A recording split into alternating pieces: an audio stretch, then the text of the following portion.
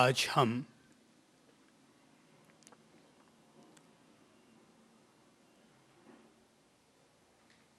एक ऐसे शिखर की ओर अपने कदम बढ़ा रहे हैं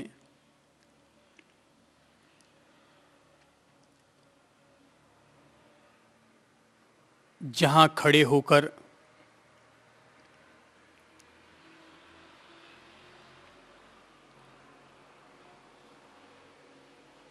हम अपने से आगे आने वाले समस्त पर्वतों, पड़ावों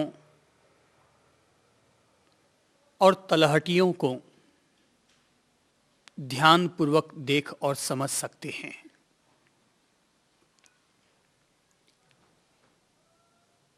जैसे किसी भी कार्य को अंजाम देने के लिए उस कार्य की पूरी जानकारी होनी व्यक्ति के लिए आवश्यक है, वैसे ही साधना के मार्ग में कदम दर कदम आगे बढ़ाने के लिए हमें उस साधना मार्ग की बारीकियों का परिचय होना भी अनिवार्य है। भगवान श्री महावीर साधक को शून्य का भी एहसास कराना चाहते हैं और पूर्ण का भी। एक तरह से हम यह समझें कि आज हम जो ज्ञान चर्चा करेंगे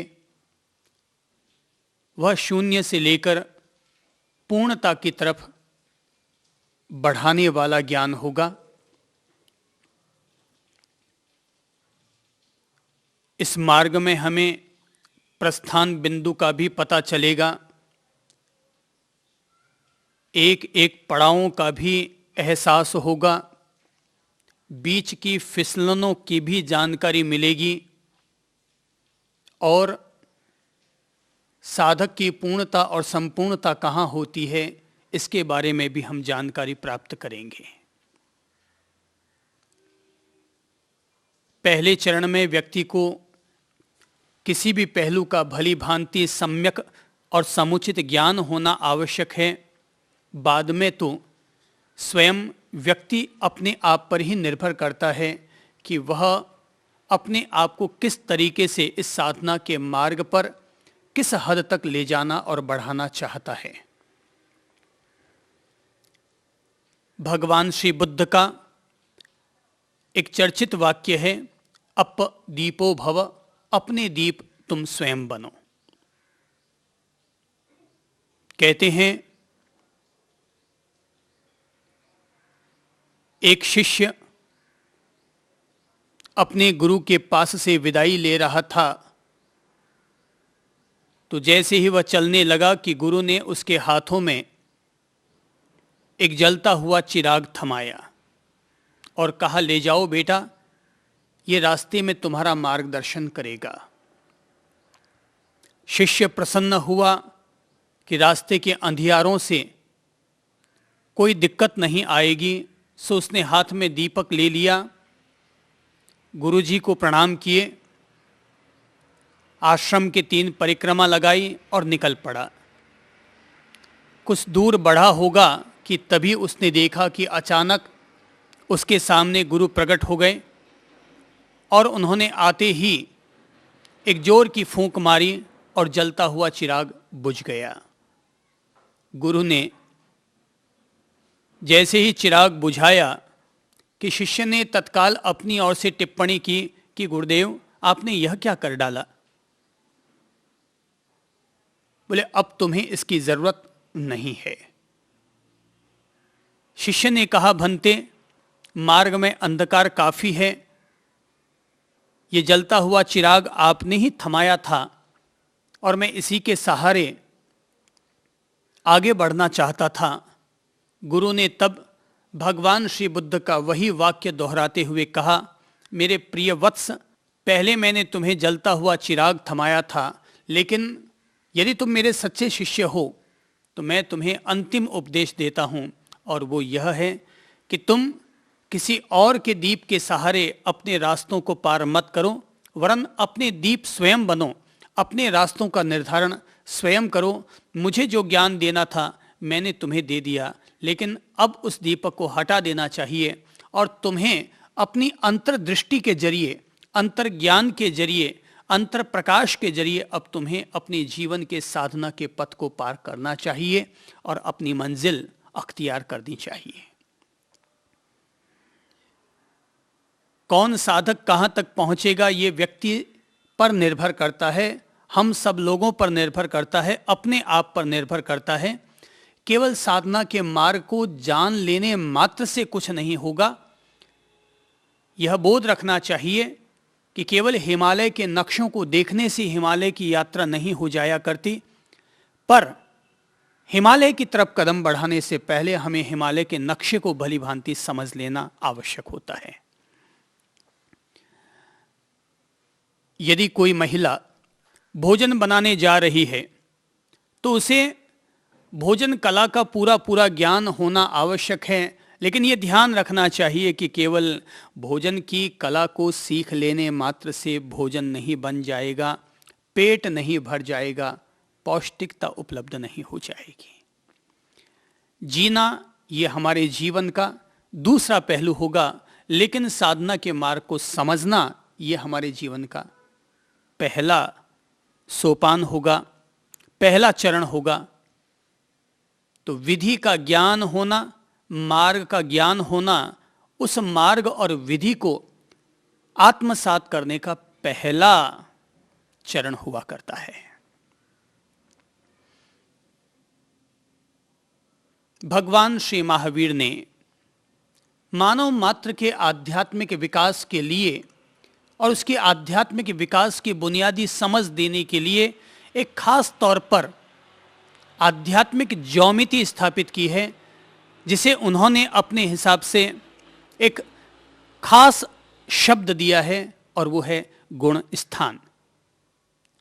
जैसा कि इस शब्द को सुनने मात्र से ही हमें लगता है कि महावीर प्रत्येक व्यक्ति की चेतना को एक ऐसा आयाम देना चाहते हैं जो कि गुणवाचक है। याद रखना चाहिए कि व्यक्ति के गुण ही उसकी पूजा करवाते हैं, न कि उसका धन, उसकी संपत्ति, उसकी कुलीनता। ये उसको महानता नहीं देते, वरन व्यक्ति की गुणवत्ता ही उसको महानता दिया करती है। याद रखना चाहिए कि दुनिया में कोई भी खाली बोरी कभी खड़ी नहीं हो सकती। बोरी को खड़ा करने के लिए हमें उसमें कुछ न कुछ भरना ही होगा। व्यक्ति जन्म से व्यक्ति तो बनकर आता है, लेकिन अच्छे व्यक्तित्व का मालिक बनकर ही वह अपने आप को दुनिया में स्थापित कर सकता है और वह अपनी आध्यात्मिक उन्नति को भी उपलब्ध कर सकता है। चाहे उन्नति सांसारिक हो या आध्यात्मिक, दोनों चीजों के लिए व्यक्ति की गुणवत्ता ही आवश्यक होती है। मैंने कभी एक बादशाह की कहानी पढ़ी थी और बादशाह का नाम है बादशाह हसन। कहते हैं कि एक दफा वजीर और मंत्रियों ने मिलकर के, सभासदों ने मिलकर के बादशाह हसन से एक जिज्ञासा प्रकट की कि हम आज तक यह नहीं समझ पाए कि आखिर ऐसी कौन सी वजह रही कि जिसके चलते आप इतने महान सुल्तान हो गए। आपके पास न तो बहुत बड़ी संपत्ति रही और न ही आपके पास कोई बहुत बड़ी सेना थी, मगर फिर भी आप सुल्तान कैसे हो गए। बादशाह हसन मुस्कुराए और जवाब में केवल इतना ही कहा कि भाई, मैं ये तो नहीं जानता कि मैं सुल्तान कैसे बन गया, पर मैं इतना जरूर जानता हूं कि जो व्यक्ति अपने मित्रों से प्रेम करता है, अपने शत्रुओं के प्रति भी उदारता बरतता है और हर एक व्यक्ति के प्रति सद्भाव रखता है, यदि किसी भी व्यक्ति में ये तीन गुण एक साथ रहते हों, तो क्या ये तीन गुण भी किसी भी व्यक्ति के लिए सुल्तान बनने की योग्यता नहीं दिलाते। मुझे बादशाह हसन की इन बातों ने प्रभावित किया और इसीलिए इन बातों का मैं जिक्र कर रहा हूं कि आदमी के गुण ही आदमी की इज्जत करवाते हैं। कहते हैं लक्ष्मी चंचल है, सो पैसा तो आता है और चला जाता है। यदि पैसे के आधार पर इंसान का मूल्यांकन होगा तो याद रखना चाहिए कि राजा की पूछ तभी तक होगी जब तक वह अपनी सीमा में रहेगा, और पैसे वाले की इज्जत तभी तक होगी जब तक उसके पास पैसा रहेगा, और कोई भी बड़े से बड़ा पदाधिकारी तभी तक सम्मान प्राप्त करता रहेगा जब तक वह किसी पद पर आसीन रहेगा। लेकिन जिस व्यक्ति के भीतर महान गुण हुआ करते हैं वह व्यक्ति स्वयं ही अपने आप में ग्रेटफुल होता है, अपने आप में ग्रेटफुल होता है। इसीलिए मेरा अनुरोध रहा करता है कि हर कोई व्यक्ति अपने आप में महान बने और पूर्ण बने, महान बने और पूर्ण बने, अर्थात ग्रेटफुल बने। मैं भी ग्रेटफुल हूं और आप भी ग्रेटफुल बने। यहां जब मैं कह रहा हूं ग्रेटफुल, तो यह कोई अहंकार का सूचक नहीं है, वरन जीवन के सामान्य स्तर को और ऊंचा उठाने का प्रयत्न करना है। ग्रेट शब्द का अर्थ होता है महान और फुल शब्द का अर्थ होता है पूर्ण। तो अपने आप को महान और पूर्ण बनाना ही तो प्रत्येक व्यक्ति का और प्रत्येक साधक का लक्ष्य होता है कि हम साधारण स्तर से ऊपर उठकर असाधारण चेतना के स्वामी बने। हम जो खाली कोरे बोरे हैं, हम इतने पूर्ण हों कि हम अपने आप में फुल कहलाएं। और वही फुल होने के लिए तो प्रत्येक साधक अपने आप में पूर्णता की साधना करता है, पूर्ण की आराधना करता है। और कहा जाता है कोई भी व्यक्ति जब तक उस पूर्ण की साधना करने के लिए पूर्ण प्रयत्न न करेगा तब तक कोई भी साधक पूर्ण तत्व को उपलब्ध नहीं कर पाएगा। यह पूर्णता की साधना है। तो श्री महावीर जब गुणस्थान की चर्चा कर रहे हैं तो हम लोगों को यह भली भांति हमेशा बोध रखना चाहिए। हो सकता है हम में से कोई ऐसा हो जिसके भीतर अभी तक आध्यात्मिक जिज्ञासा पैदा न हुई हो। संभव है हम में से कोई व्यक्ति ऐसा हो जो कि अभी सामान्य सांसारिक जीवन ही जी रहा हो। पर एक बात ध्यान रखनी चाहिए, चाहे पारिवारिक जीवन हो, चाहे सामाजिक जीवन हो, चाहे आध्यात्मिक जीवन हो, व्यक्ति के गुण ही व्यक्ति का उत्थान करते हैं। यानी कि गुणवान व्यक्ति सदा सम्माननीय बनेगा, गुणवान व्यक्ति हमेशा ऊंचाइयों को उपलब्ध करेगा। जिसके भीतर दुर्गुण हैं, जो निर्गुणियां हैं, वह व्यक्ति तो वैसे ही दुत्कारा जाएगा जैसे कि सड़े कानों वाली कुतिया हर जगह से दुत्कारी जाती है। महावीर हमें से हर किसी व्यक्ति के सामने साधना का एक मैप, साधना का एक नक्शा खड़ा कर दे रहे हैं और बताना चाहते हैं कि देखो भाई, यहाँ से तुम्हें रवाना होना है, यहाँ तुम खड़े हो और इधर इधर के रास्तों से जाना है, ये मुश्किलें आएंगी, तुम्हें कहाँ कब किससे संबल लेना होगा, कहाँ तुम्हें किससे चिराग थामना होगा और कहाँ किस चीज़ का तुम्हें त्याग करना होगा, किस तरीके से तुम आगे बढ़ोगे, कौन सी ऐसी मुश्किलें आएंगी, कौन से ऐसे घेरे आएंगे जो तुम्हें उलझा देंगे और माया के मकड़ जाल में उलझकर तुम एवरेस्ट तक न पहुंच पाओगे। चूंकि महावीर की बात इसलिए वजनदार है क्योंकि स्वयं महावीर उस हद तक पहुंचे। महावीर की बात इसलिए बेशकीमती है क्योंकि महावीर केवल इस किनारे खड़े होकर के बात नहीं कर रहे हैं, महावीर उस किनारे को देख आए हैं और उसके बाद यहां आकर के हम दुखी, पीड़ित, आर्त लोगों को करुणा भाव से प्रेरित होकर के वे हम लोगों को कहना चाहते हैं कि देखो भाई, मैं वहां तक देख आया हूं, आओ तुम भी मेरी अंगुलियां थाम लो, तुम भी मेरी बाह थाम लो, आओ हम सब साथ साथ वहां चलते हैं। इसलिए महावीर कंजूस नहीं है। महावीर अकेले मुक्त नहीं हुए, महावीर ने अकेले ने ही अपनी सारी गुणवत्ताओं को हासिल नहीं किया। महावीर स्वयं भी गए और जाने से पहले हजारों हजार अनगिनत लोगों को भी अपने साथ मुक्ति के धाम की तरफ, वैकुंठ धाम की तरफ, निर्वाण महापरिनिर्वाण धाम की तरफ साथ लेते चले गए। एक ऐसे स्थल की ओर, एक ऐसे स्वर्ण स्थल की ओर, एक ऐसे मुक्ति धाम की ओर कि जहां पर इतना सुख, इतना आनंद, कहते हैं कि इतना अपरिसीम वहां पर अप्रतिम सुख मिलता है कि जितना सुख इस संसार में समृद्धि के द्वार पर खड़े हुए किसी भी चक्रवर्ती सम्राट या किसी भी बड़े से बड़े अमीर आदमी को अपनी जिंदगी भर में जितना सुख और आनंद और तृप्ति मिलती है, कहते हैं उससे भी अनंत गुना सुख और आनंद सिद्ध बुद्ध मुक्त चेतनाओं को, आत्माओं को क्षण भर में ही मिल जाया करता है।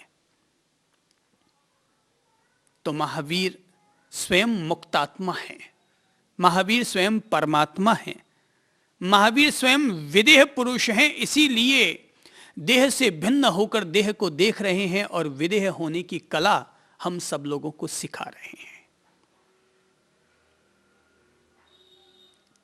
तो आओ अपन सब लोग महावीर के उसी गुण स्थान की ज्योमिति को समझते हुए और देखते हैं कि अपन लोग कहां खड़े हैं, किन किन पड़ावों से हमें गुजरना पड़ेगा। तो महावीर हम सब लोगों को उगते हुए सूरज की तरफ ले जा रहे हैं और कह रहे हैं कि लो भाई देखो, ये जो सूरज, सत्य के सूरज की किरणें हमारे सामने निकल रही है, आओ मैं तुम्हें दिखाता हूं कि किस तरीके से मैं जाकर आया और किस तरीके से मैं तुम्हें एक एक एक एक पड़ाव पार कराते हुए मुक्ति धाम की तरफ, निर्वाण धाम की तरफ, मोक्ष धाम की तरफ, जन्म मरण से मुक्त हो जाने के तत्व की तरफ, लोक चक्र और भव चक्र से मुक्त हो जाने की तरफ मैं तुम्हें ले चल सकता हूं। तो महावीर ने गुण स्थान शब्द का उपयोग करते हुए हम सब लोगों को पहले तो एक ऐसे स्थल पर ले जाना चाहते हैं ताकि हम समझ सकें हम सब लोग कौन कहां खड़े हैं। तो एक तरह से महावीर ने 14 धरातल समझे, मानव जाति को समझकर इस भौतिक और आध्यात्मिक संसार, दोनों प्रकार के संसार को समझ करके अपनी ओर से 14 धरातल निर्धारित किए, 14 भूमिकाएं उन्होंने समझी और बताने की कोशिश की कि कौन व्यक्ति किस भूमिका पर खड़ा है, किस धरातल पर खड़ा है। बाकी मुझ में और महावीर में कोई फर्क नहीं है, मुझ में और आप में भी कोई फर्क नहीं है। फर्क अगर है तो केवल धरातल का फर्क है कि एक व्यक्ति 6ठे धरातल पर खड़ा है तो एक व्यक्ति 4थे धरातल पर खड़ा है, एक व्यक्ति 8वें धरातल पर खड़ा है तो कोई व्यक्ति महावीर जैसा, बुद्ध जैसा 13वें और 14वें धरातल पर खड़ा है। यानी कि कोई व्यक्ति असत्य के कीचड़ में खड़ा है, कोई व्यक्ति सत्य के प्रकाश की तरफ बढ़ चुका है, तो कोई व्यक्ति सत्य को आत्मसात कर चुका है, तो कोई व्यक्ति सत्यमय हो चुका है।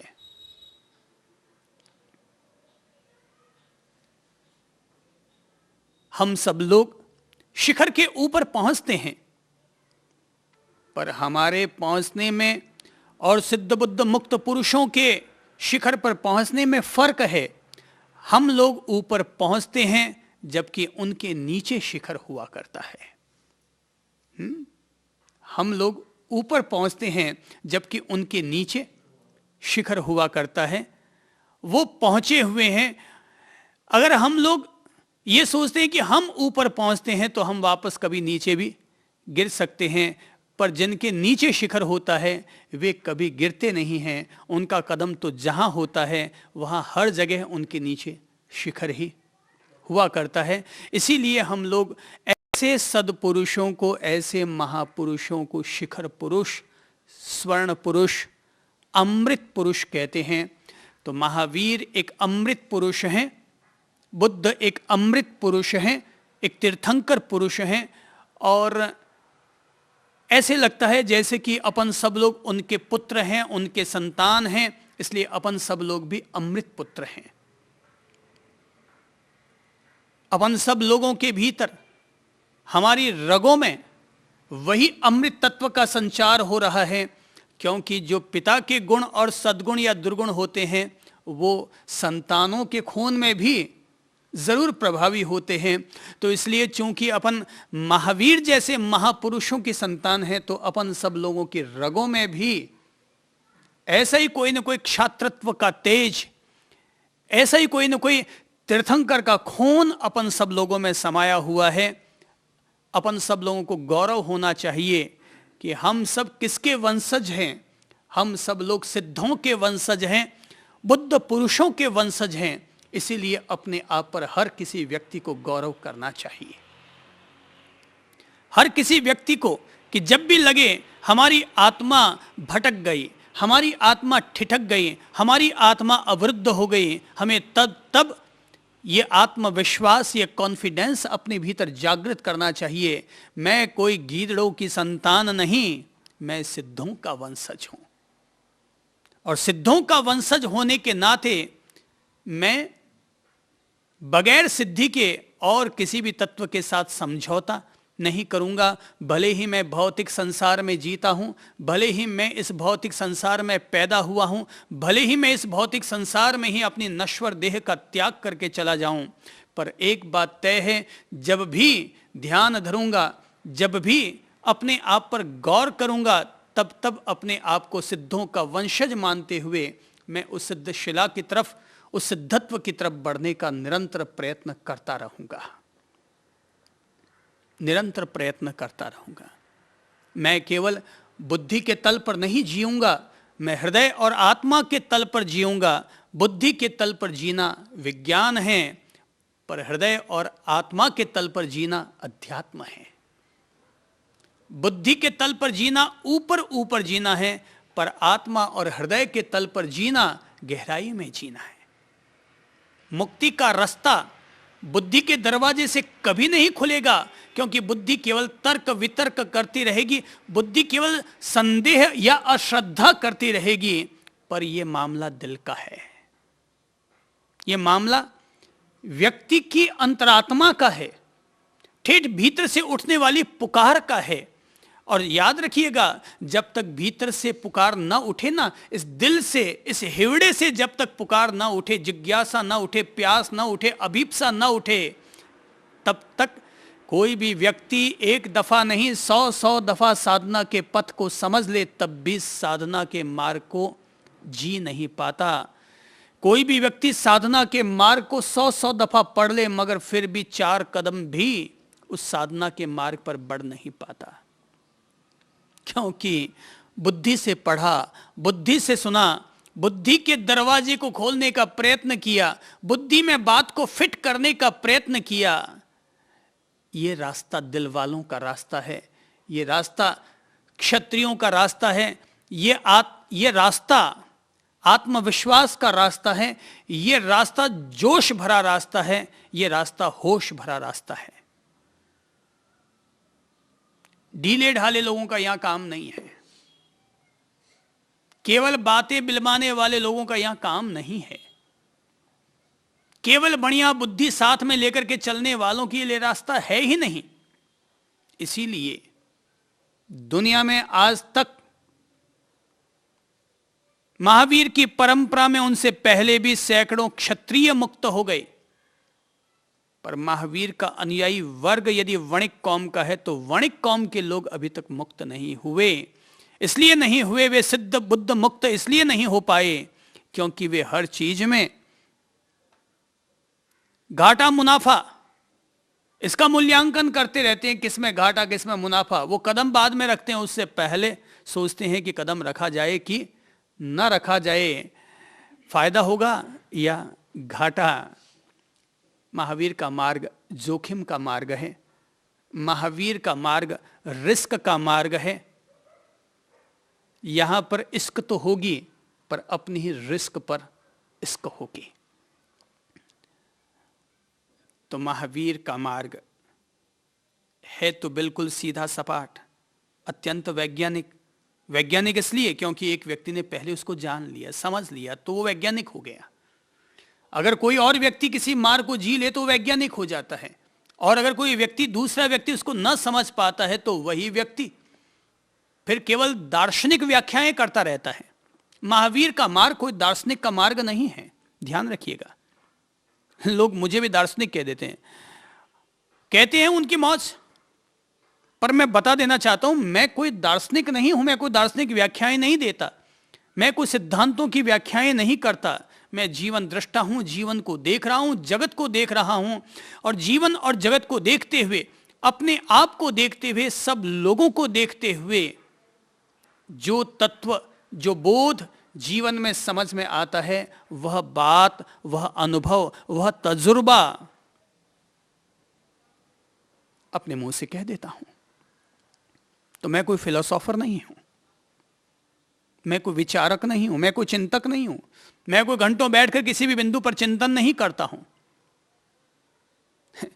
मुझे तो ऐसे लगता है जैसे कि हिमालय में गंगोत्री हुआ करती है और गंगा उसमें से अपने आप बहती है। गंगा को पैदा करना नहीं पड़ता, ये कोई जमीन का कुआं नहीं है कि जिसे खोदा जाए और पानी निकाला जाए, ये तो अपने आप भीतर से निकल कर आता है।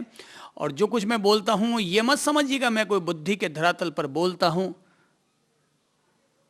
मैं बुद्धि के धरातल पर बोलता भी नहीं, और यदि कोई दूसरा व्यक्ति बोलता है तो मुझे लगता है तर्क वितर्क से ईश्वर को पाया भी नहीं जा सकता। ये श्रद्धा का मार्ग है, ये निष्ठाओं का मार्ग है, ये आस्थाओं का मार्ग है, ये सत्य को समझने और जानने का मार्ग है, सत्य को जीवन में जीने का मार्ग है, ये प्रेम का मार्ग है, ये कुर्बानी का मार्ग है, ये अपने आप को मुक्ति तत्व के लिए होश और बोध के साथ समर्पित करने का मार्ग है।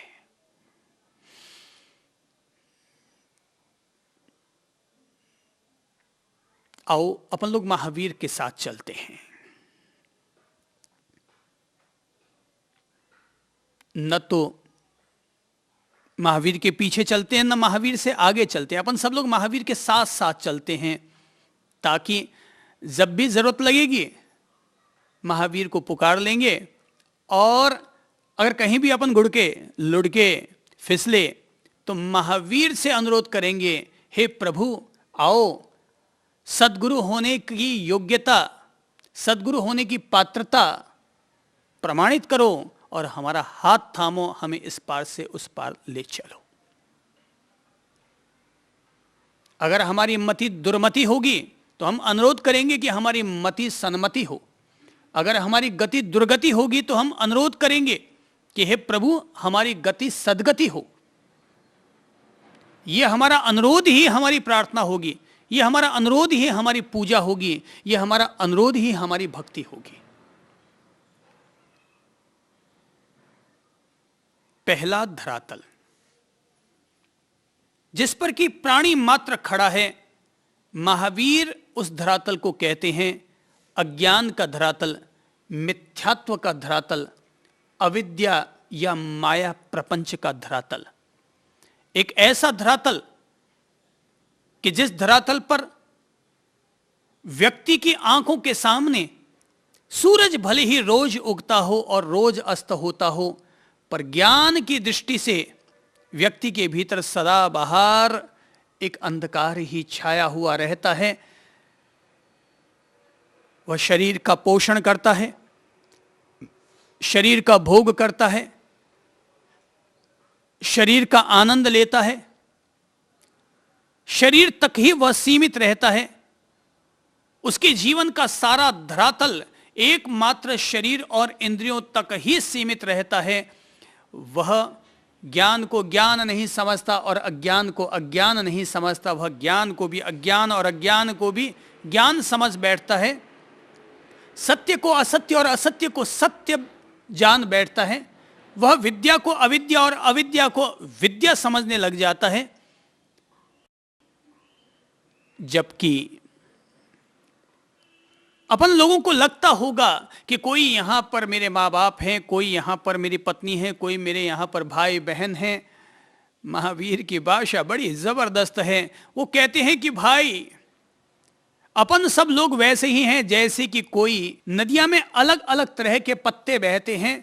हम लोगों को लगता है कि हम सब लोगों का स्वतंत्र अस्तित्व है इत्यादि, लेकिन ध्यान रखना चाहिए कि अपन सब लोग बहते हुए प्राणी हैं और इस बहती हुई नदिया में, बहते हुए धरातल में पता नहीं चलता कब किसके साथ संग लग जाते हैं। लगता है एक पत्ते के दूसरा पत्ता करीब आया तो एक पुरुष के करीब दूसरी स्त्री आई, दूसरी स्त्री के करीब एक पुरुष आया, तो पत्ते से पत्ते करीब आए, लेकिन फिर कोई एक ऐसी लहर आएगी जो पत्ते से पत्तों को जुदा कर देगी और फिर हम कोई एक नया धरातल, एक नया जन्म, एक नया जीवन अपन सब लोग धारण कर बैठेंगे। जन्म मरण के इस धरातल पर, जन्म मरण की इस धारा में पता नहीं चलता अपन सब लोग कितनी बार मिले हैं। हो सकता है आज कोई व्यक्ति मेरा गुरु हो सकता है पूर्व जन्म में वही व्यक्ति मेरा शिष्य हो सकता है इस जन्म में कोई आपकी पत्नी हो और अगले जन्म में वही आपकी मां हो। कुछ पता नहीं चलता इस जन्म मरण की धारा में कि कब कौन पत्ते एक दूसरे करीब आते हैं और कब कौन वापस बिछुड़ जाया करते हैं। कभी पीपल के पत्ते के पास नीम की छोटी सी पत्ती आ जाती है, तो कभी इमली के बूटे के पास बादाम के पेड़ का बड़ा पत्ता हाथ लग जाया करता है। तो कोई कहता है मैं बड़ा, कभी कोई हो जाता है वापस छोटा। ये धरातल है, मिथ्यात्व का धरातल है, अज्ञान का धरातल है, और दुनिया में अधिकतर लोग इसी अज्ञान से प्रेरित होकर के जीवन जी रहे हैं। उन्हें धन ही केवल दिखाई देता है, उन्हें पत्नी ही केवल दिखाई देती है, उन्हें ये ज़मीन जायदाद ही केवल दिखाई देते हैं, उन्हें यह केवल शरीर और उसका पोषण ही दिखाई देता है। इसके अलावा उन्हें कुछ भी नज़र नहीं आता। तो अज्ञान का धरातल है, आसक्ति का धरातल है, ये मोह का धरातल है। तो पहला धरातल अज्ञान आसक्ति का। दूसरा धरातल, ऐसा नहीं है कि प्रत्येक प्राणी ताज जिंदगी, ताज जन्म, जन्म जन्मांतर तक कोई लगातार अपन सब लोग अज्ञान के आवरण से ही घिरे हुए रहेंगे। श्री भगवान कहते हैं कि भाई कभी कभी किसी जीव में खुद के अनुभव से, किसी पवित्र शास्त्र की वाणी को सुनकर, किसी महान संत की पवित्र वाणी या वचन को सुनकर उसे अंतर्बोध की एक किरण मिल जाती है और तब वह थोड़ा सा उस धरातल को पार करने लगता है और दूसरे धरातल पर अपने कदम बढ़ा लेता है। तब कहा जाता है हाँ, इसने कुछ सत्य का स्वाद चखा है, इसने कुछ परमात्मा की एक छोटी सी किरण इसने अर्जित की है और थोड़ी सी प्रेरणा जगी कि नहीं, मुझे भी थोड़ा सा धर्म करना चाहिए, मुझे भी कभी न कभी कोई एक व्रत करना चाहिए।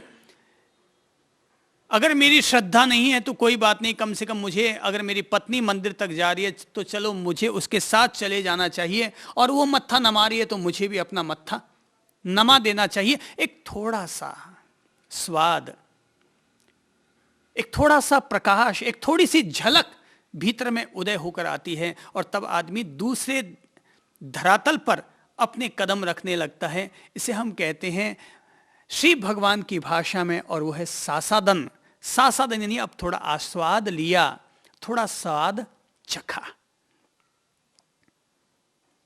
तीसरा धरातल है जिसमें हम लोग शरीर को भी मानते हैं और अपने भीतर रहने वाली आत्मा को भी मानते हैं, हम परमात्मा को भी मानते हैं और अपनी जिंदगी के ऐश को भी मानते हैं। मेरी समझ से आज की तारीख में दुनिया की 80% आबादी ऐसी है जो कि मिश्र तरीके से जी रही है, मिक्सचर है, थोड़ा थोड़ा धर्म, थोड़ा थोड़ा अधर्म, थोड़ा थोड़ा पाप, थोड़ा थोड़ा पुण्य। आज की तारीख में हर कोई व्यक्ति परमात्मा में तो विश्वास रखता है। किसी को भी कहा जाए कि भाई ईश्वर की प्रार्थना करनी है, मंदिर जाना है, मस्जिद जाना है, चर्च जाना है, गुरुद्वारा जाना है, कहीं कोई दिक्कत नहीं, आराम से आदमी जाएगा और धूप लगाएगा, प्रणाम करेगा, पर अपनी निजी जिंदगी को ऐश के साथ जीना चाहेगा। ये हमारे वर्तमान युग की नब्ज है कि आज की तारीख में हर आदमी मंदिर जाने में उसे कहीं कोई दिक्कत नहीं है, प्रार्थना करने में उसे कहीं कोई दिक्कत नहीं है, पर वो अपनी निजी जिंदगी को बिल्कुल ऐश के साथ जीना चाहता है। कार होना चाहिए, कार होनी चाहिए, बंगला होना चाहिए, टीवी, मोबाइल, बंगला, जमीन जायदाद, सुविधाएं, टनाटन। यानी कुल मिलाकर के आज का हर आदमी एक मिश्र तरीके से जी रहा है। यानी सत्य भी है और भोग भी है, योग भी है, भोग भी है, प्रार्थना भी है, कामना भी है। दोनों तरह का संतुलन आदमी जीने का प्रयत्न कर रहा है। श्री भगवान की भाषा में यह इंसान का तीसरा धरातल है। एक व्यक्ति ने कभी मुझसे पूछा कि क्या मैं प्रार्थना करते हुए सिगरेट पी सकता हूं? मुझसे पूछा कि क्या मैं प्रार्थना करते हुए सिगरेट पी सकता हूं? मैंने कहा ऐसी गलती मत करना कि प्रार्थना करते हुए सिगरेट पीने का पाप मत ढो लेना अपनी छाती पर, अपनी आत्मा पर। अगले दिन उसका दोस्त मेरे पास आया और उसने आकर के कहा कि साहब क्या मैं सिगरेट पीते हुए प्रार्थना कर सकता हूं? मैंने कहा बिल्कुल कर सकते हो। तो सिगरेट पीता हुआ प्रार्थना करने लगा। अगले दिन वो दोनों लोग एक साथ आए, बोले कि बात आपकी समझ में ना आ पाई, एक को आपने मना कर दिया और दूसरे को आपने इजाजत दे दी। मैंने कहा हाँ भाई इजाजत तो मैंने दे दी। तो बोले आपने मुझे मना क्यों किया फिर? मैंने कहा आपने पूछा क्या? बोले मैंने आपसे पूछा था कि क्या मैं प्रार्थना करते हुए सिगरेट पी सकता हूं, तो मैंने आपको मना कर दिया। भाई प्रार्थना करते हुए सिगरेट पीना अच्छी बात नहीं है, पर यदि कोई पूछता है कि क्या मैं सिगरेट पीते हुए प्रार्थना कर सकता हूं, तो मैं इजाजत दूंगा और कहूंगा कि तुम ऐसा कर सकते हो। तुम ऐसा कर सकते हो।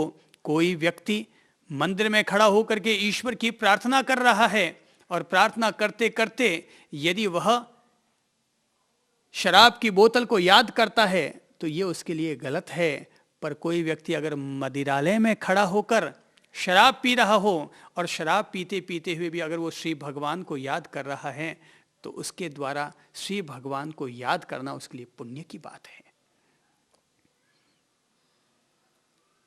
नजरिए का फर्क है, सोच का फर्क है कि एक आदमी गलत रास्ते हुए जाते हुए भी ईश्वर को याद करता है और दूसरा आदमी ईश्वर के रास्ते पर चलता हुआ भी गलत काम करने की सोचता है।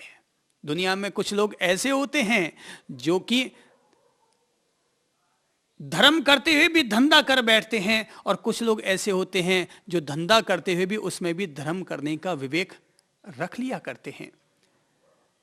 तो धर्म करते हुए धंधा करना पाप है, पर धंधा करते हुए उसमें भी धर्म कर लेना यह पुण्य है। यह बुनियादी बात हो गई। तीसरा धरातल मिश्र है, मिक्सचर है, थोड़ा इधर का भी थोड़ा उधर का भी, भोग भी और योग भी, इसी का नाम है तीसरा धरातल, मिश्र धरातल। चौथा धरातल है और वो धरातल है कि आदमी जो मिश्र धरातल पर जी रहा था उसे जीते जीते इस बात का एहसास होने लगा कि भाई दो नौकाओं पर सवार होकर के चला नहीं जा सकता, मुझे एक नौका को महत्व देना पड़ेगा। और तब वह परमात्मा के हाथ को थामने का मानस बना लेता है और इस धरातल को कहते हैं सम्यक दर्शन या सम्यक दृष्टि का धरातल। यानी कि एक ऐसा धरातल जिसमें व्यक्ति के भीतर एक अंतर्दृष्टि, एक चैतन्य दृष्टि, एक आत्म दृष्टि का भाव उसके भीतर उजागर हो चुका है। अर्थात व्यक्ति इस धरातल पर आ चुका है कि अब मैं अनासक्ति के फूल को खिलाने के लिए सत्य में आस्था रखूंगा। यानी कि सत्य के प्रति श्रद्धा जग गई, आस्था जग गई, तत्व के प्रति श्रद्धा जग गई, ईश्वरीय तत्व के प्रति श्रद्धा जग गई। तो ये चौथा धरातल हो गया कि जब व्यक्ति के भीतर में, अंतरात्मा में, अंतर्मन में सिद्धत्व के प्रति, बुद्धत्व के प्रति,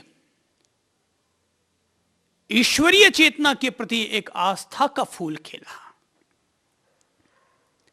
श्रद्धा बलवती राजन, दुनिया में अगर किसी की ताकत है तो वो एकमात्र श्रद्धा की ही ताकत है कि जिसके बलबूते पर एक 80 वर्ष का बुजुर्ग व्यक्ति भी चारों धाम करने के लिए निकल पड़ेगा। आखिर कौन सी ताकत है? एक घर गृहस्थी में उलझी एक सामान्य महिला भी झट से 8 उपवास करने को तैयार हो जाती है। आखिर वो कौन सी ताकत है कि जिसके बल पर वो 8 उपवास कर सकती है? तो मैं कहूंगा वो श्रद्धा की ताकत है कि जिसके चलते कोई महिला 8 उपवास कर बैठती है, तो कोई 80 वर्ष का बुजुर्ग व्यक्ति 4 धाम की यात्रा करने को पैदल निकल पड़ता है, तो कोई इस भरी ठिठुरन में भी हरिद्वार और इलाहाबाद या पालीताना की नदी जी में डुबकी लगाने को तैयार हो जाता है। अब देखो आज कितनी तेज सर्द है, ठिठुर रहे हैं लोग। लोगों से गर्म पानी से स्नान करना हो तो भी आदमी प्रमाद खा रहा है, आलस खा रहा है, बोलते छोड़ो भाई, ऐसा कौन सा अपन को कोई बामण घर में पैदा हुए जो नहाना जरूरी है और ब्रह्मा जी की पूजा करनी है, बोले छोड़ो यार, इधर उधर के कोई भी इधर उधर का उपाय ढूंढ करके अड़ावा लेकर के आदमी उस बात को टाल देगा, नहाने को आज छोड़ देगा। लेकिन आज भी लाखों लोग, कोई हरिद्वार में डुबकी लगा रहे हैं, कोई मानसरोवर में डुबकी लगा रहा होगा, तो कोई कहीं डुबकी लगा रहा होगा। ये क्या है ताकत कि जो उस बर्फ जैसे पानी में भी डुबकी लगाने को प्रेरित कर रहा है? वो है आत्मा में जग चुकी श्रद्धा कि जिसके बलबूते पर आदमी ऐसा करने को प्रयत्नशील हो रहा है। महावीर की भाषा में ये है इंसान का चौथा धरातल, जो कि श्रद्धा का धरातल है। सत्य के प्रति श्रद्धा, सत्यम शिवम सुंदरम, तत्व के प्रति श्रद्धा, यही है जो हमें आगे बढ़ाती है। और जब तक ये श्रद्धा ना पैदा हो ना, तो ये दुनिया वाले क्या अपने को 4 कदम आगे निकलने देंगे?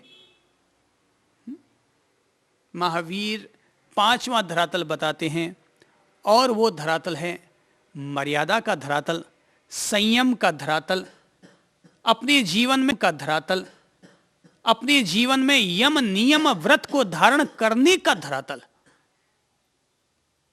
यानी कि अब व्यक्ति व्यक्ति ना रहा, अब गृहस्थ गृहस्थ ना रहा, अब वो श्रावक हुआ। अब उसको एक खास संज्ञा दी जा रही है कि अब वो श्रावक हो गया है।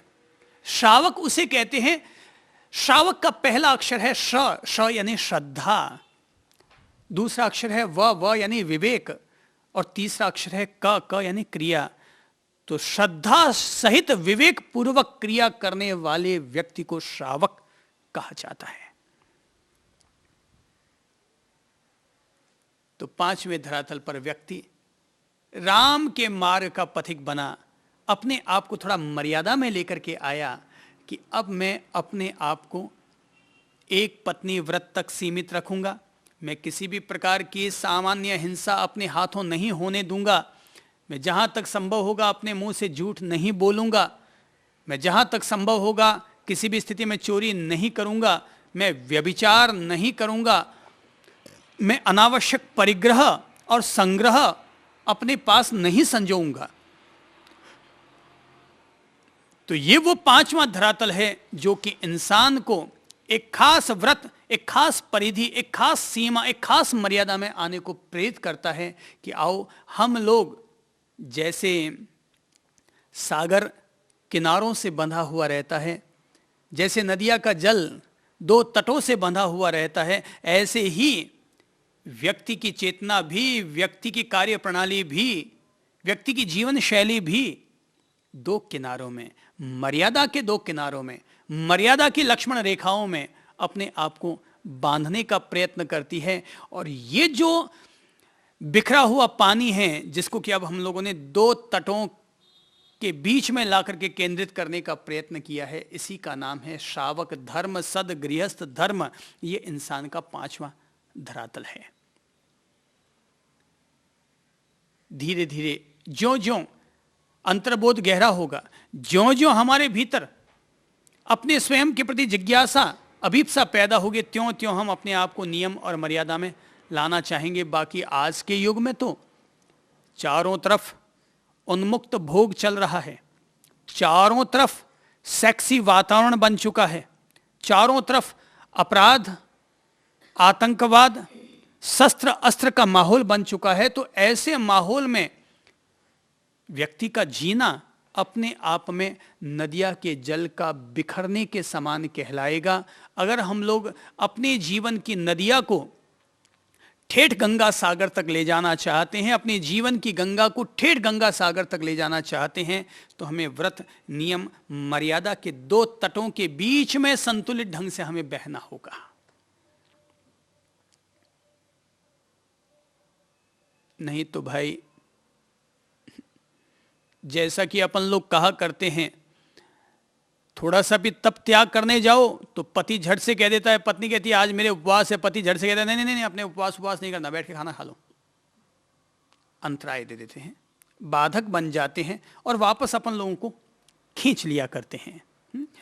ऐसा हुआ कि मैंने सुना है कि एक दफा एक कुत्ता तीर्थ यात्रा करने के लिए निकला।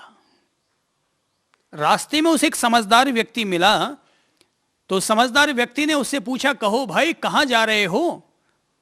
बोले जनाब तीर्थ यात्रा करने के लिए जा रहा हूं। आदमी भी चौंका, कुत्ता तीर्थ यात्रा करने के लिए निकला। आदमी ने दूसरा प्रश्न किया, कब तक कराओगे?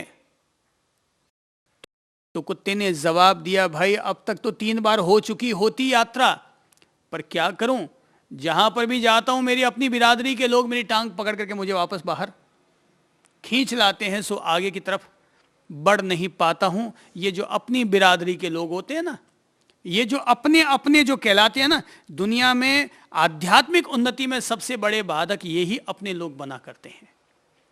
दूसरे लोग बाधक नहीं बनते, सड़क चलते लोग बाधक नहीं बनते, पड़ोसी लोग बाधक नहीं बनते। जिनको अपन लोगों ने अपना नाम दे रखा है कि ये मेरे अपने हैं, यही सबसे बड़े बाधक बनते अपने लिए हैं। अगर आपकी कोई धर्म बहन होगी ना, वो आपकी बाधक नहीं बनेगी, परम धर्म पत्नी होगी ना, वो बाधक बन जाएगी। ये बड़ा गड़बड़ शब्द है। धर्म बहन वो बाधक नहीं बनेगी, लेकिन धर्म पत्नी किसी ने, मैं मजाक के मूड में बैठा हुआ था और किसी ने मुझसे पूछ लिया कि साहब बहन और धर्म बहन का मतलब तो समझ में आता है कि बहन वो जो सगी बहन होती है और धर्म बहन वो जो कि हाथ में धागा बांध करके और जो बहन बनाई जाती है उसको धर्म बहन कहते हैं। पर ये पत्नी और धर्म पत्नी का मतलब समझ में नहीं आया। बहन और धर्म बहन तो 2 होती है, तो क्या पत्नी और धर्म पत्नी 2 होती है क्या? मैंने कहा भाई मजाक के मूड में था, सो मैंने झट से विनोद करते हुए जवाब दे दिया। मैंने कहा भाई पत्नी वो जो पतन की तरफ ले जाए उसका नाम पत्नी, और धर्म पत्नी वो जो धर्म के रास्ते पर हमें लेकर के जाए उसका नाम धर्म पत्नी। अर्थात जिनको कि अपन लोग अपना नाम देते हैं, वो ही लोग अपन लोगों की आध्यात्मिक उन्नति में सबसे बड़े बाधक बनते हैं। कोई व्यक्ति आज अगर सन्यास लेना चाहे ना, वो अभी 2 दिन पहले की बात थी, तो एक ग्रुप आया, ओशो से जुड़ा हुआ था, रजनीश जी से। तो उन लोगों के सबके दाढ़ी वाड़ी बड़ी हुई थी, 3-4 लोगों के, और बाकी लोग ऐसे ही साथ में थे। तो बैठे हुए थे हमारे पास में। तो मैंने ऐसे ही कह दिया उनकी दाढ़ी वगैरह को देखकर, मैंने कहा कि आप बिल्कुल लगते ओशो जैसे ही हैं, ऐसे ही आपका तेजस्वी चेहरा है, टाट वाट भी बिल्कुल वैसी है, और दाढ़ी वाड़ी भी सफ़ेद जग, बिल्कुल आप ओशो टाइप के लगते हैं। और बोले साहब क्या बताऊं, मेरी किस्मत में नहीं था। मैं क्यों, क्या हुआ जी? तो बोले हुआ क्या साहब? बोले कि करीब 30 साल पहले ओशो के प्रभाव में आ गया था, मैंने संन्यास ले लिया, और संन्यास लेकर के जब घर आया तो गले में वो ओशो के फोटो वाली माला पहन रखी थी, और कपड़े भी वो गेरुए रंग के पहन लिए थे मैंने। तो जैसे घर में आया तो घर में आते ही तहलका मच गया। जैसे कि अभी एक तहलका प्रकरण हुआ था ना अपने देश में, जिसने पूरे देश में तहलका मचा दिया था, सारे राजनेताओं की धोती ढीली कर डाली थी। तो वैसे ही वो एक तहलका मच गया, और तहलका ये मच गया कि सारे घर परिवार के लोग इकट्ठे होकर के आ गए, मेरे जूते मारे और कंठी पंठी सब तोड़ तोड़ा के फेंक दिए, मेरे कपड़े वपड़े सब फाड़ दिए, और मैं आधा नंगा टाइप का हो गया। बड़ी मुश्किल खड़ी हो गई, मुझे ताले में बंद कर दिया गया कि इसने तो पूरा सत्यानाश कर दिया हमारे घर का, परिवार का, ये वो सब। यानी कि बाधक कौन बना? जिनको अपन ने अपना कहा है, जिनको अपन ने अपना कहा वो हमारी आध्यात्मिक उन्नति में बाधक बने। वो मुझे अपना अनुभव सुना रहे थे, बोले साहब बहुत फजीती हुई बहुत फजीती हुई। तो किसी भी व्यक्ति के कारण अगर किसी के भीतर भी अगर कोई एक रंग चढ़ा, अध्यात्म का रंग चढ़ा, धर्म का रंग चढ़ा, तो ये जो अपने होते हैं वही अपन लोगों के लिए बाधक बनते हैं। लेकिन जिन लोगों को समझ आ जाया करती है कि भाई ये जो अपने अपने अपने कहलाते हैं ना, ये अपने तभी तक अपने होते हैं जब तक इनके स्वार्थों की पूर्ति होती रहती है, तभी तक ये अपने अपने हैं। मैंने सुना है कि एक युवक की कहानी पढ़ी है कि वो युवक किसी महाराज के पास जाया करता था सत्संग सुनने के लिए, तो उसके भीतर भाव भी जग गए कि मैं तो संन्यास ले लूं। तो उसने अपने गुरुजी को कह भी दिया कि साहब मेरे बड़े प्रबल भाव होते हैं कि मैं संन्यास ले लूं और हरि भजन में लग जाऊं, प्रभु भजन में लग जाऊं, पर क्या करूं, घर वाले मानते नहीं, कर्तव्यों से बंधा हुआ हूं। माँ बाप कहते हैं कि तुम अगर महाराज बन गए तो हम भूखे मर जाएंगे। पत्नी कहती है कि अगर तुम महाराज बन गए, सन्यासी बन गए, तो मैं तेरे पीछे आत्महत्या कर लूंगी। भाई लोग भी विरोध करते हैं, तो मेरे भाव तो बहुत बनते हैं पर बन नहीं पाता। गुरुजी ने पूछा तो क्या तू सचमुच बनना चाहता है? बोले साहब भाव तो बड़े सचमुच हैं। तो बोले तब इधर आ मेरे पास, मैं तुझे एक प्रयोग सिखाता हूँ, आज देख ही लेते हैं कि भाव तेरे प्रबल हैं कि भाव तेरे घर वालों के प्रबल हैं। ये सोचते हुए महाराज ने उसे एक प्राणायाम का प्रयोग सिखा दिया। वो घर गया और जाते ही बीच आंगन में धड़ाम से गिर पड़ा। लोगों ने देखा, रहे ये क्या हुआ, ये क्या हुआ। छाती पर हाथ रखा तो देखा कि छाती की धड़कन बंद, हाथों पर नाड़ी पर हाथ रखा तो नब्ज चलनी भी बंद। घर में हाका हो गया कि छोरा गया। पड़ोसी इकट्ठे हो गए, शमशान ले जाने की तैयारी हो गई, सिड़ियाँ बांस खरीद के आ गए, कफन खरीद के आ गया, तैयारी हो गई ले जाने की। और जैसे ही उसे उठा करके कफन उठाने लगे, सिड़ियाँ बांस पर बांधने लगे सीढ़ी पर, कि तभी वो महाराज वहाँ पर प्रकट हो गए। और आती का नमो नारायण नमो नारायण नमो नारायण कहते हुए अंदर आ गए। बोले कि क्या हुआ क्या हुआ? बोले देखिए देखिए आपका चेला मर गया। अरे मेरा चेला मर गया, ऐसा कैसे हो सकता है? अरे वो तो मुझे बहुत प्रिय था, वो कैसे मर सकता है, ऐसा हो नहीं सकता। हटो हटो, सब लोग साइड हटो, मैं देखता हूँ। सारे लोग किनारे हट गए, सारे लोग रो रहे थे। इतनी देर अचानक गुरुजी आ गए तो सब चुप हो गए। वैसे भी लोग दिखाने के लिए रोते हैं, कोई हकीकत में तो 2-4 लोग ही रोते होंगे, और एक आध बार आंसू आता होगा आधा एक घंटा के लिए। लोग जो 12 दिन तक रोते रहते हैं, पता नहीं, मुझे अभी तक पता नहीं चल पाया वो किसको रोते होंगे और किस लिए रोते होंगे। ये रोने की परंपरा केवल अपने देश में ही है, बाकी देशों में इतना रोना धोना नहीं होता है। यहाँ तक 12 दिन तक ही नहीं रोते हैं, 12 महीना तक रोते रहते हैं। जैसे कोई परिवार का व्यक्ति आता है बैठने के लिए, उसको देखते हैं करने लग जाते हैं, सारे लोग रोने लग जाते हैं यहाँ पर अपने यहाँ। तो सब चुप हो गए। महाराज ने कहा कि हटो, साइड में हटो, मैं देखता हूँ। छाती पर हाथ रखा, हाथों पर हाथ रखा और थोड़ा सा गंभीर होते हुए कहा कि मुझे लगता है ये युवक वापस जिंदा हो सकता है। बोले क्या बात करते हैं, क्या जिंदा हो सकता है? अरे महाराज आप तो बड़े चमत्कारी हैं, अगर आप ऐसा कर सकते हैं तो अद्भुत, पूरा परिवार आपका शिष्यत्व ग्रहण कर लेगा, गुरु मंत्र ग्रहण कर लेगा आपसे। ये वो नाटकबाजी करने लगे। गुरुजी ने कहा एक काम करो, एक कटोरी गंगा जल ले आओ। और गंगा जल एक कटोरी में ला करके रख दिया गया।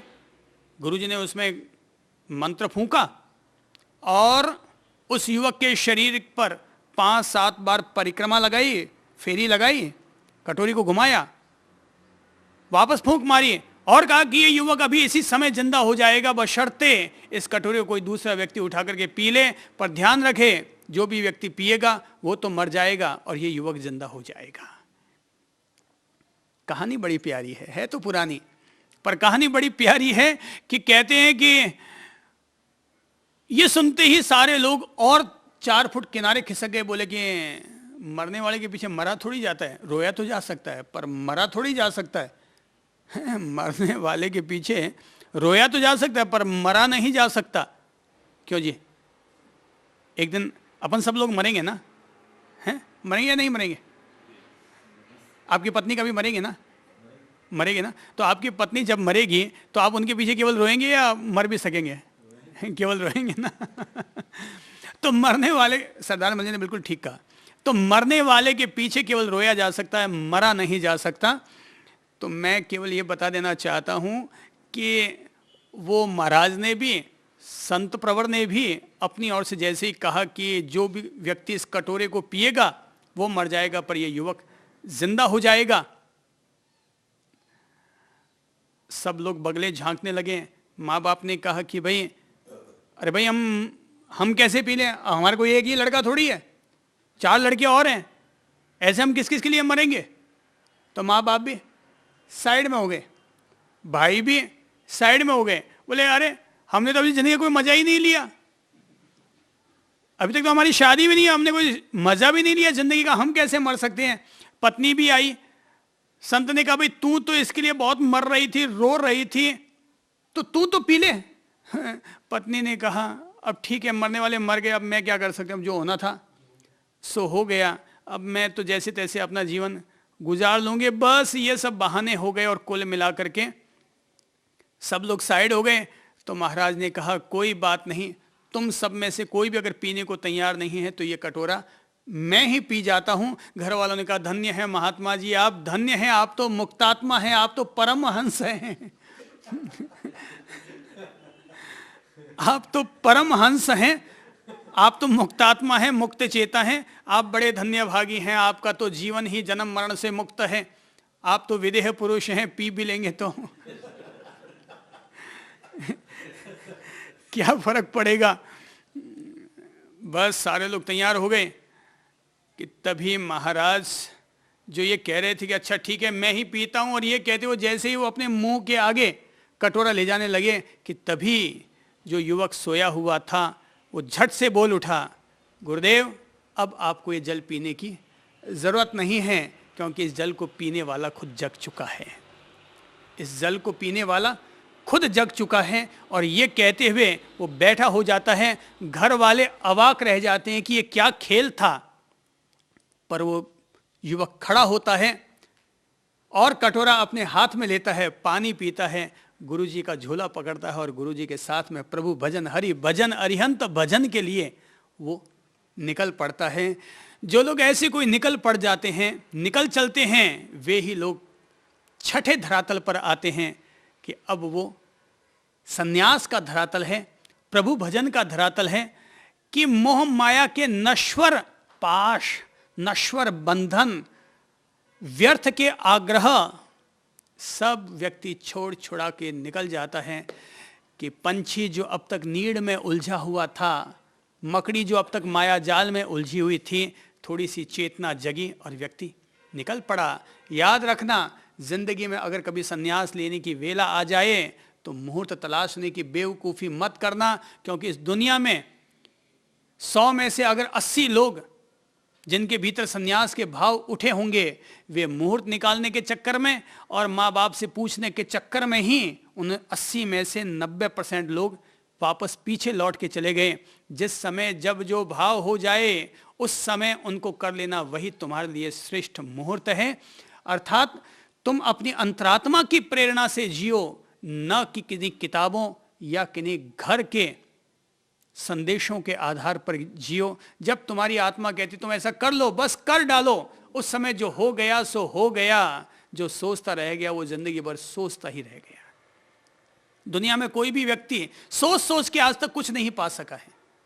जो सोचता है अच्छा देखता हूँ, अच्छा सोचता हूँ, अच्छा करता हूँ, अच्छा पूछता हूँ, अच्छा कोई मौका तलाशता हूँ, वो आदमी बस यूं सोचते सोचते ही मन के इस अंतर्द्वंद्व में उलझा हुआ अपने वक्त को बर्बाद कर देता है। और ज़रूरी नहीं है कि तब जो भाव उठे थे वो फिर भी बरकरार रह ही जाएं। उस समय जो भाव उठे थे ज़रूरी नहीं है कि वो बरकरार रह जाएं। मेरे भीतर भी इस समय जो भाव है ज़रूरी नहीं है कि कल भी वो भाव संपूर्णतः विद्यमान रहे ही। ईश्वर हमें वर्तमान देता है, ईश्वर हमें आज देता है, आज के भाव देता है। इसलिए आज को हम प्रेजेंट कहते हैं। प्रेजेंट यानी उपहार। तो ये उपहार वो हमें आज दे रहा है, और आज जो भाव बन गए हैं उन भावों का अगर हम अनुसरण कर जाते हैं, अच्छे भाव अगर उठ जाएं तो उसी दिन उनका अनुसरण कर डालो, पर बुरे भाव अगर उठ जाएं तो उनको हमेशा कल पर डालने की आदत डालो, ताकि हमारे द्वारा अशुभ कम हो और शुभ हमारे जीवन के द्वारा आचरित अवश्य हो। छठा धरातल संन्यास का धरातल है। धन्य भागी हैं वे लोग जो कि संन्यास के धरातल पर आते हैं। धन्य भागी हैं वे लोग जो कि संत जीवन धारण करते हैं, बाहर से भी मुक्त हुए, भीतर से भी वो मुक्त हुए। संन्यास हमें स्वाधीनता देता है, संन्यास हमें स्वतंत्रता देता है। मुझे हिंदू धर्म की संन्यास परंपरा बड़ी अच्छी लगती है। इस आधार पर अच्छी लगती है कि वहां पर पूरी स्वाधीनता है। मैंने जिस परंपरा में संन्यास लिया, तो संन्यास लेने के बाद मुझे पता चला कि यहां स्वाधीनता कम है, पराधीनता ज्यादा हो गई, बंधन ज्यादा हो गए। समाज और सामाजिक मर्यादाओं के इतनी ज्यादा बंदिशें नजर आने लगी, तो मुझे लगने लगा कि संन्यास असली वही है जहां पर व्यक्ति को स्वाधीनता मिल गई कि अब जी तुम अपने अध्यात्म के धरातल पर जैसा तुम्हें जीना है, अब तुम भज हरि भजन को जैसा तुम्हें भजना है, अब तुम मुक्त हो जैसा तुम्हें अपने बोध से मुक्त होना है। वही सच्चा संन्यास है। बाकी बंधन तो गृहस्थ में थे ही, घर गृहस्थी में 100 तरह के बंधन थे ही, परिवार के, समाज के 100 तरह के बंधन थे ही। अगर संन्यास में आने के बाद भी तुम्हारे लिए वही 100 तरह की बंदिशें रह गई, तो फिर संन्यास कहाँ हुआ? एक घेरा छोड़ा, दूसरे घेरे में आ गए। बैल ने एक खूंटा बदला, दूसरे खूंटा धारण कर लिया। अब इससे कोई फर्क नहीं पड़ना है। एक आत्मभाव में, अहोभाव में जीने वाला व्यक्ति ही सन्यासी होता है। अर्थात अपनी भाव दशाओं में, आत्मदशाओं में उन्नत आत्मचिंतन करता हुआ, उन्नत आत्मदशा को रखता हुआ जो व्यक्ति ईश्वरीय चेतना का ध्यान धरता है, वही व्यक्ति सच्चा संत होता है। सच्चा सन्यास ही यही कहलाता है।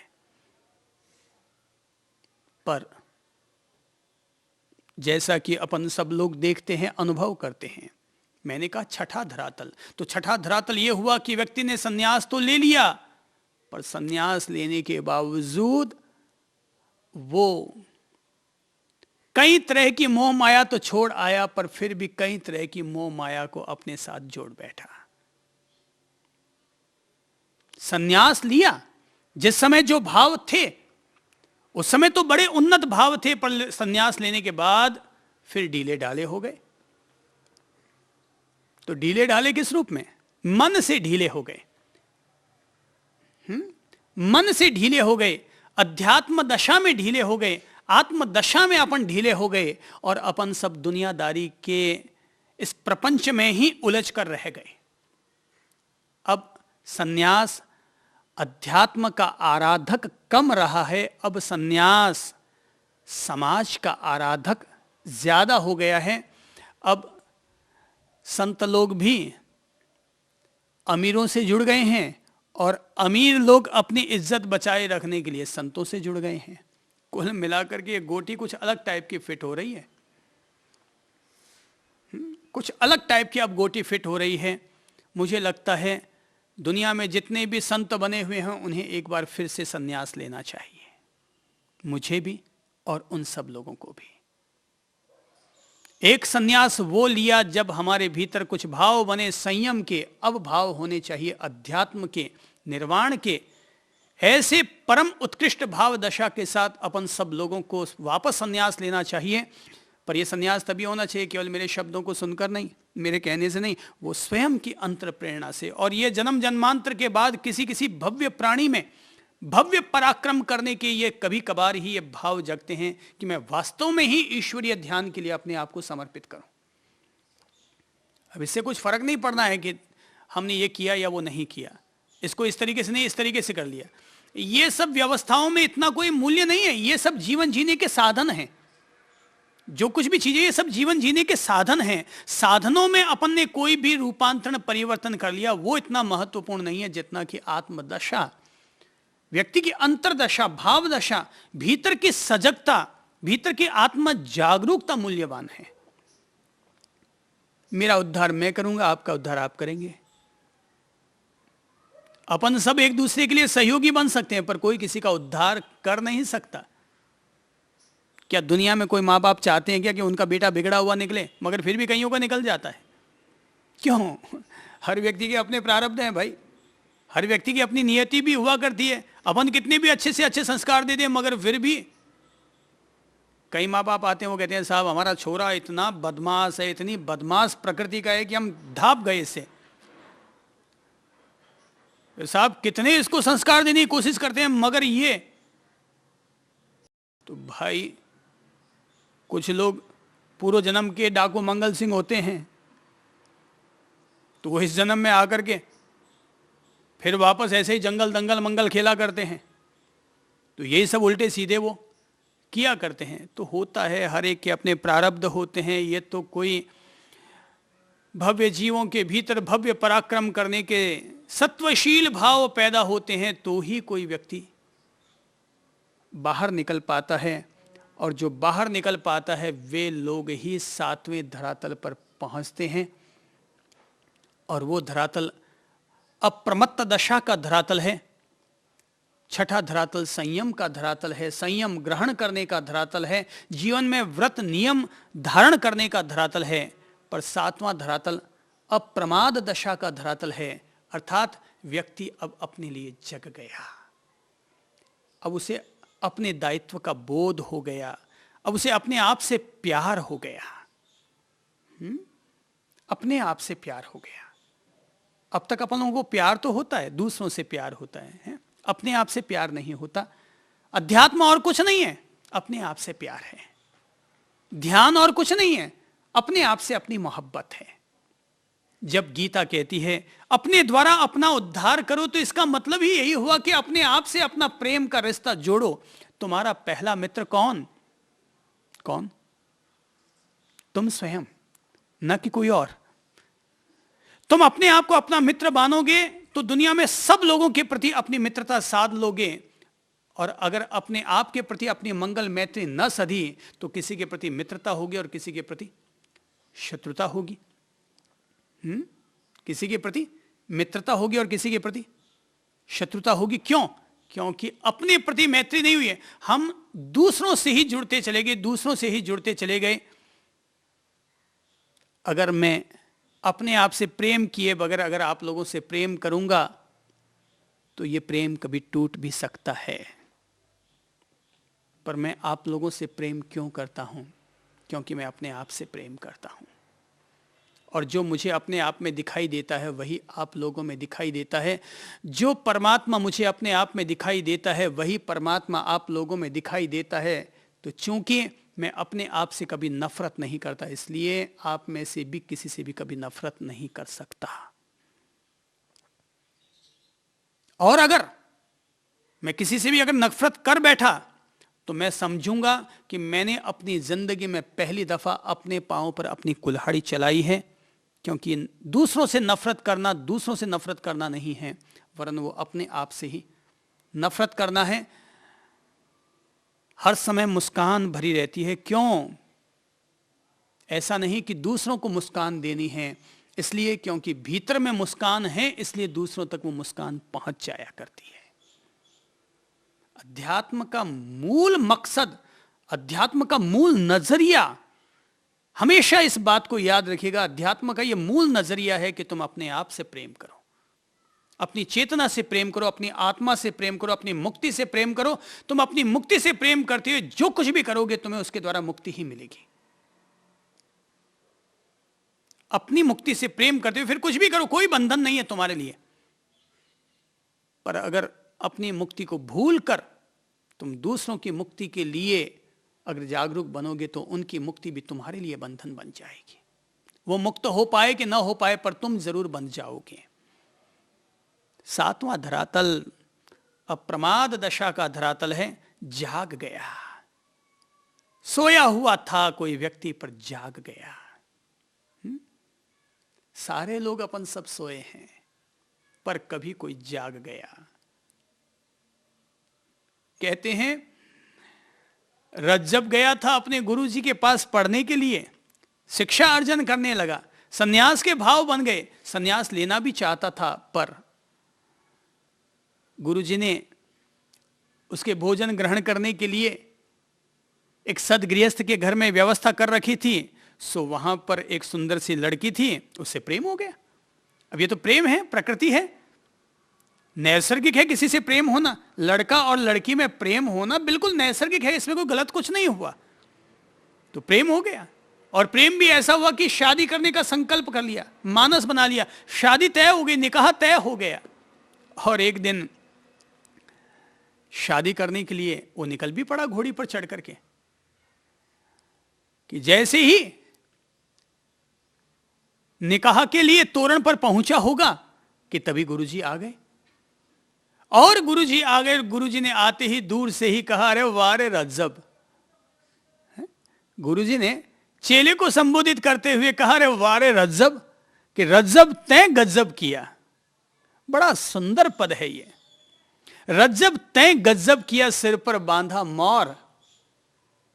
पगड़ी वगड़ी बांध ली, अब शादी करनी है ना, छोरी पसंद हो गई है, शादी तय हो गई, निकाह करने को आ गया है।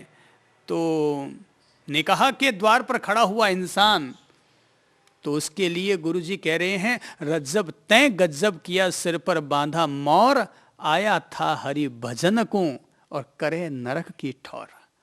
तू सोच रहे छोरा कि तू यहां क्या करने आया था और तू यहां क्या करने लग गया। गुरुजी ने मारा सोटा, उनके शब्द उनके लिए सोटे का काम कर गए, और जन्म जन्म का सोया हुआ रज्जब जग गया। और रज्जब जग गया यानी कि अब साधना अपने आप में प्रकट हो गई। जिंदगी में ऐसा कोई सोटा मारने वाला गुरु मिल जाए, ऐसे कोई टेढ़ी बात बोलने वाला गुरु मिल जाए, तो ही आदमी की आत्मा जग पाती है, वरना ये आत्मा जगती है, सोई पड़ी है। वरना क्या आदमी जगता है? सोया पड़ा है, अज्ञान में सोया पड़ा है, मूर्छा में सोया पड़ा है, मिथ्यात्व में सोया पड़ा है, माया में सोया पड़ा है। ये माया की परतें इतनी जल्दी से हटती नहीं है।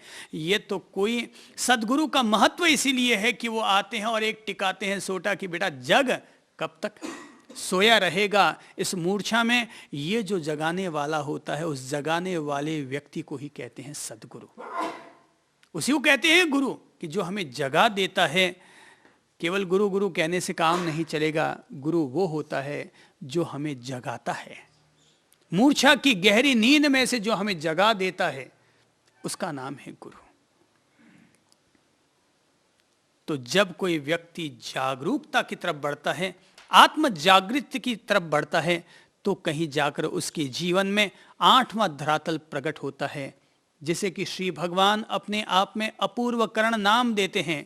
अर्थात अब उसका नाम क्या हो गया उस धरातल पर चलने वाले साधक का? अपूर्वा, कि अब अपूर्व स्थिति हो गई है, कि जैसी स्थिति पहले थी अब वैसी स्थिति नहीं रही।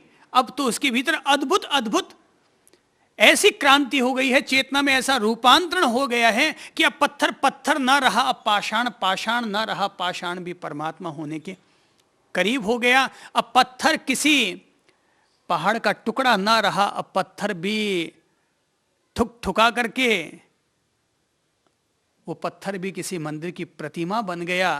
यानी कि पग घुंघरू बांध मीरा नाची रे, कि अब तो पाँव में ऐसी थिरकन आ गई, ऐसा आनंद भीतर में फूट पड़ा, कि जिसे कि श्री भगवान अपने आप में अपूर्व अपूर्व अपूर्व दशा कहते हैं, कि व्यक्ति के भीतर ऐसी आनंदमयी दशा, ऐसी सच्चिदानंदमयी दशा जागृत हो गई, जो कि अब तक सांसारिक इस लोक चक्र में अब तक वो दशा नहीं थी। यानी कि एक ऐसी आत्मदशा जैसे कि श्रीमद् राजचंद्र जी के भीतर बहुत सालों पहले घटित हो गई थी। वो 8वें गुण स्थान से भी आगे बढ़ गए, 8वें धरातल से भी आगे बढ़ गए। तो ये जो अपूर्व करण वाली जो स्थिति है, ये अपने आप में अद्भुत अद्भुत स्थिति है।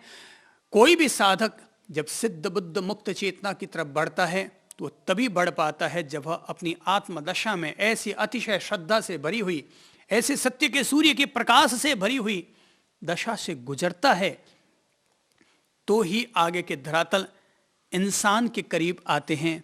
आगे के धरातल क्या हो सकते हैं, ये तो किसी भी व्यक्ति को तब समझने चाहिए जब वह पहले से निकल करके, दूसरे और तीसरे से निकल करके पहले, चौथे और पांचवें के करीब आए, पांचवें से निकलकर छठे और सातवें के करीब आए। और जब कोई व्यक्ति आठवें धरातल पर अपने कदम रख देता है तो उसको साफ तौर पर आगे के धरातल भी खुद ब खुद में ही नजर आने लग जाते हैं। और जब तक कोई व्यक्ति इस दशा तक नहीं पहुंचता है तब तक आगे के जो अदृश्य लोक में दिखाई देने वाले धरातल हैं वो आदमी की समझ में, आदमी की पकड़ में आ नहीं पाते। अर्थात केवल ऊंचे शिखरों को देखो मत, अपने भीतर अपना विश्वास जगाएं, अपने भीतर सत्य के प्रति अपनी निष्ठा जगाएं और 4 कदम फिर से अपन लोग आगे बढ़ाएं। अपनी ओर से इतना ही अनुरोध करता हूं।